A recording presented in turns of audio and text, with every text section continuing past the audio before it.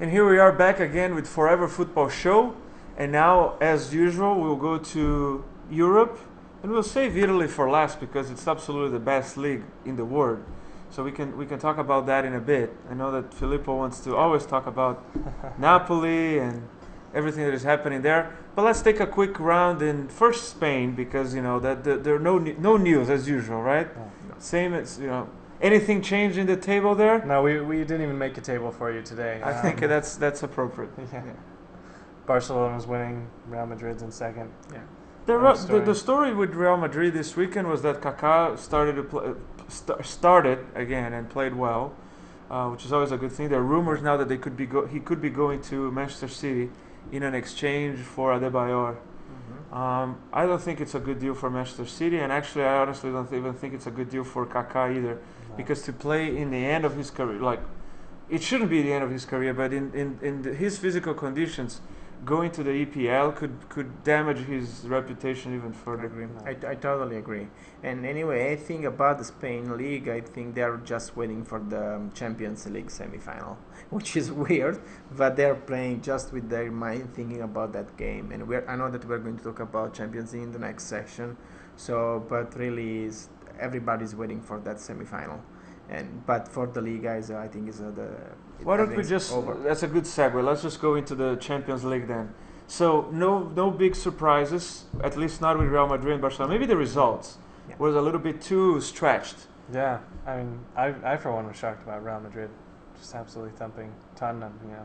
Yeah, I was very surprised, and again, I'm very, very curious to see what happened during the semi-final because Mourinho always starts slow. And if I think about Barcelona, Real Madrid during the Liga, how Barcelona totally killed Real Madrid, I would say, okay, it's going to be easy. Barcelona, Manchester United is going to be the final. But then you think Mourinho, he starts slow, and now he's in the semi-final because Tottenham is not going to recover 3 goals.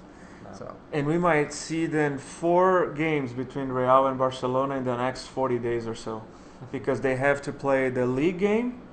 They play the league game on the 17th. They play the semi-final of the Copa del Rey. Semi-final or final? I think it's semi-final. The semi-final Copa del Rey on the 20th. Yeah. And then eventually they would play the 2 semi-final games in the Champions League. Yeah. So there will be great opportunities to see, and we'll see how the results pan out, right? Yeah.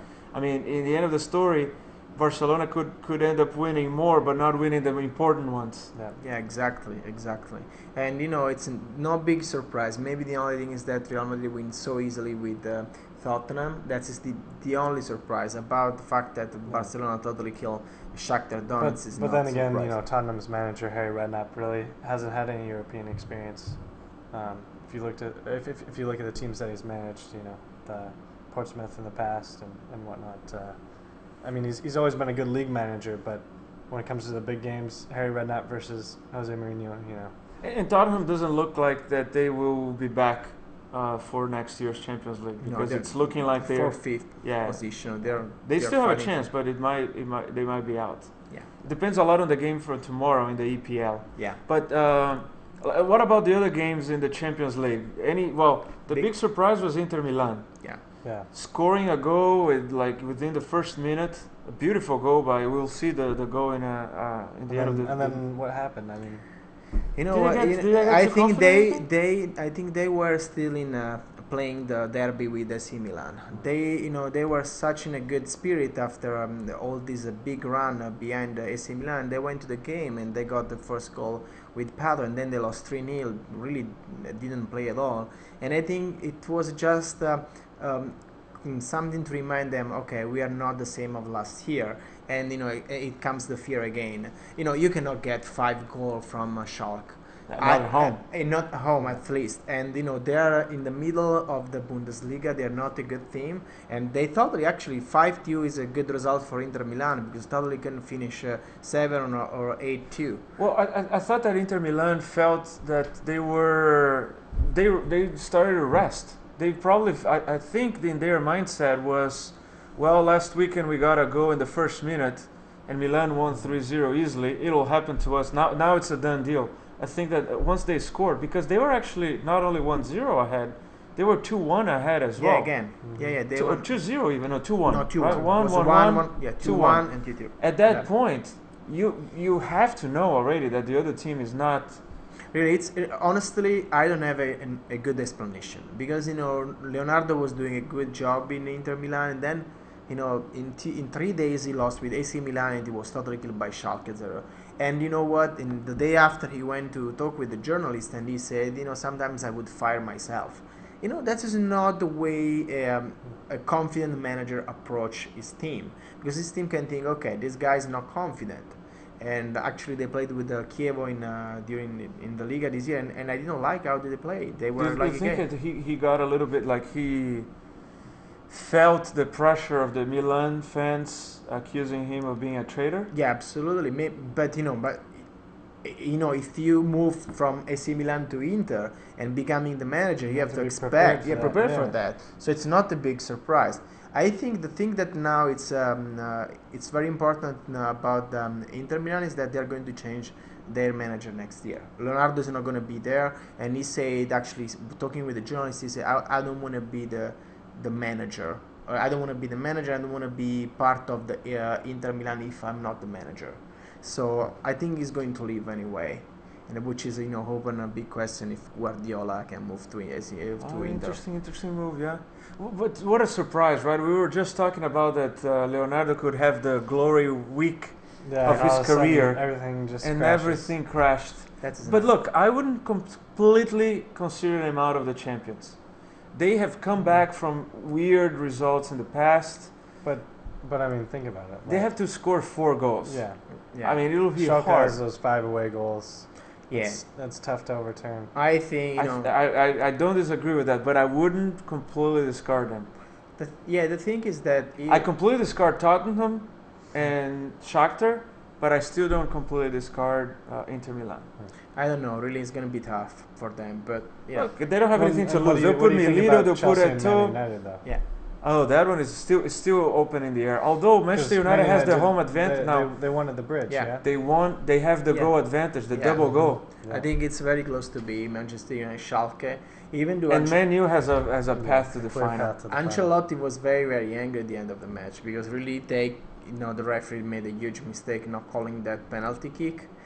Even though Manchester United is very solid, you think that they are going to die and then again they survive and good Torres again. missed an incredible goal in the beginning. Well, actually, it was not too much of his miss, but more of a Van der Sar save as well. So the game was very, very even in a sense. Yeah, and actually, the big news about Chelsea right now is that I was reading an article before coming here. Is that Abramovich, the president, is thinking to sell Torres.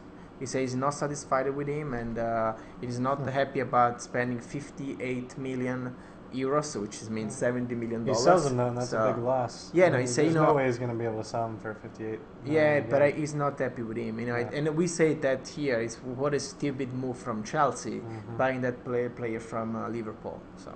They had so many other players that they could bring. I don't like when these teams bring big names that are already on the way down. You saw him at the World Cup. It's a clear sign that he was dropping off, and when his form didn't pick up for Liverpool, it's a gamble, I suppose. But yeah, we'll see. Anyway, it seems Manchester United go straight for the final, and the others waiting for Real or Barcelona. That's what it seems like. And any calls there? Between those 3 teams, who wins it all? It would be nice to see Manchester United, Barcelona, but you don't know. You never know. I think it's looking like a Real Madrid one. I think that Mourinho will pull it off again. Oh my gosh, I don't want to hear that guy again, please. Yeah, then he's gonna. I think Man United, Barcelona as well, and it'd be nice to see Man United take the Champions League. Barcelona's. I just feel that Ronaldo will not let this one pass again. Like he's won the Champions League in the past. He knows how to be important and decisive in a Champions League game. But do you see him getting past Barcelona? You never know. I think it's very important. If Real Madrid has some chance, they should play first in Barcelona, because maybe they can make that effort. and then they can try to defend or do Yeah, something. because Mourinho does have his Yeah. brilliant home record. Last year, Inter Milan beat Barcelona. I think It the was- Inter it Milan was that 3-1. beat Barcelona Yeah, and then they went there. is weaker than this Real Madrid. Yeah. Oh yeah, totally. I totally agree. I totally agree. But still there is not that huge rivalry between Inter Milan and Barcelona like it is for Barcelona Real Madrid. So we cover the champions, we cover Spain, and now when we come back, we'll continue talking about the EPL and the Italy Serie A. We'll be back in just a few seconds.